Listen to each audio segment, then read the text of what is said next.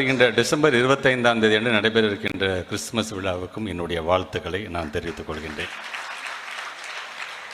மாண்புமிகு நகராட்சி நிர்வாகத்துறை அமைச்சர் அண்ணன் நேரு அவர்களுடைய பேருரையோடு ஒரு இஸ்லாமிய சமுதாயம் நடத்துகின்ற ஒரு கல்வி நிறுவனத்தில் கிறிஸ்துமஸ் விழாவுக்கான வாழ்த்துக்களை சொல்லுகிறோம். பார்த்தீங்களா, இதுதான் திராவிட மாடல், இதுதான் நம்முடைய தமிழ்நாடு. இங்கே எனக்கு முன்பு உரையாற்றி அமர்ந்திருக்கின்ற நம்முடைய வாரியத்துடைய தலைவர் அருட்தந்தை ஜோ அருண் அவர்கள் பேசும் பொழுது, இங்கே வருகை தந்திருக்கின்ற நம்முடைய மாணவ செல்லங்களாம் இந்த கல்வி நிறுவனங்களுக்கான பிரின்சிபல் பேரை சொன்னால் மட்டும் கை தட்டுறாங்க என்று சொல்லி எங்களுக்கு தட்ட மாட்டீங்களா என்று கேட்டார்கள். வருகை தந்திருக்கின்ற மாணவ செல்வங்கள் கல்லூரியுடைய பிரின்சிபலுக்காக மட்டுமல்ல, திமுக வடித்து தந்த மைனாரிட்டியோடைய பிரின்சிபலுக்கும் சேர்த்து தான் அவங்க கைகளை தட்டியிருக்கிறார்கள் என்பதை நான் நம்முடைய தலைவருக்கு சொல்ல நான் கடமைப்பட்டிருக்கின்றேன். சிறுபான்மையின் வரும்போது இங்கே வருகை தந்திருக்கிற அண்ணன் நேரு அவர்கள் இதே ஜமால் கல்லூரியில் படித்தவர், நான் பிஷப் கல்லூரியில் படித்தவன். ஒட்டுமொத்தமாக இந்த நல்ல நிகழ்வை ஒருங்கிணைத்திருக்கிற நம்முடைய கலெக்டர் சாரும் எனக்கு தெரிஞ்சு மைனாரிட்டி ஸ்கூலில் தான் படிச்சிருக்காரு, சென்ட் பீட்ஸில் அவர் படிச்சிருக்காருன்னு இப்போ சொன்னார். ஸோ ஒரு கல்வி என்று வரும்பொழுது சிறுபான்மை இனம் இல்லை என்று சொன்னால் கல்வி என்பதே தமிழ்நாட்டில் வராமல் போயிருந்திருக்கும், அந்த கல்வி அறிவே யாருக்கும் கிடைக்காமல் போயிருந்திருக்கும்.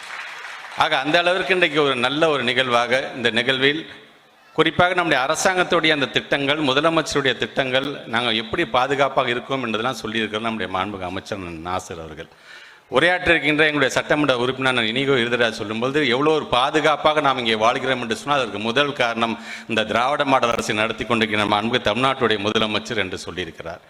எங்களுடைய சட்டமன்ற உறுப்பினர் அப்துல் சமது சொல்லும்பொழுது குறிப்பாக கவனிக்க வேண்டியது வருகின்ற நிதிகள் முறையாக சரியாக பிரித்து தரப்படுகின்றதா என்பதை நாம் உறுதி செய்வதற்கு ஒரு கண்காணிப்பு தேவை என்பதை மிக தெளிவாக சொல்லியிருக்கிறார். விஜிலா சத்யானந்தர் சொல்லும் பொழுது நம்முடைய சிறுபான்மை சமுதாயத்தை சார்ந்து ஏன் இன்னைக்கூட இவ்வளோ பயனாளிகள்லாம் இன்றைக்கி வந்திருக்கிறீங்க, ஆனால் அந்த பயனாளிகள் என்று வரும்போது அவர்களுக்கு எந்தெந்த விதத்தில் அந்த பயனுள்ள அந்த திட்டங்களை இன்றைக்கு தமிழ்நாட்டு முதலமைச்சர் செய்து கொண்டிருக்கின்றதை மறக்காமல் இங்கே எடுத்து சொல்லியிருக்கிறார்.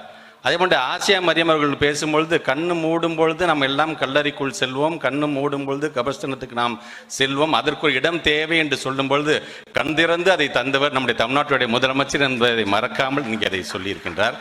இன்றைக்கு மறக்காமல் இங்கே வருகை தந்திருக்க எங்களுடைய சட்டமன்ற உறுப்பினர் அண்ணன் சவுந்தரபாண்டியன், அண்ணன் காடுவட்டி தியாகராஜன், அண்ணன் பழனி ஆண்டி, ஸ்டாலின் குமார் போன்றவங்களாம் வந்திருக்கோம். ஏன் நாங்கள் இவ்வளோ பேர் வந்திருக்கோம்? மறக்காமல் இந்த நிகழ்வில் நாங்கள் அனைவரும் கடந்து கொள்ள வேண்டும் ஏன் நினச்சோம்.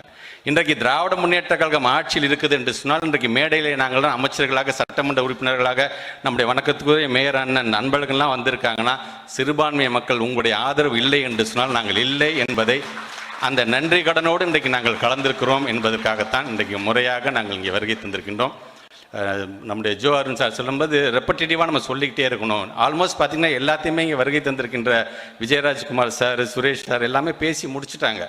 89 முத்தமிழர் கலைஞர் இந்த நலவாரியத்தை உங்களுக்கான நலவாரியத்தை கொண்டு வந்ததுலேருந்து சரி, 99 பொருளாதார கழகத்தை கொண்டு வந்ததுலேருந்து சரி, அதே போன்று ஒரு ஏன் மதமாட்டு தடையின் என்று வந்தபோது அதை ஒழித்து கட்டியது யாருன்னா முத்தமிழர் கலைஞர் என்பதை நீங்கள் சொல்ல மறந்துட்டீங்க. அதையும் செய்தது கலைஞர் தான்.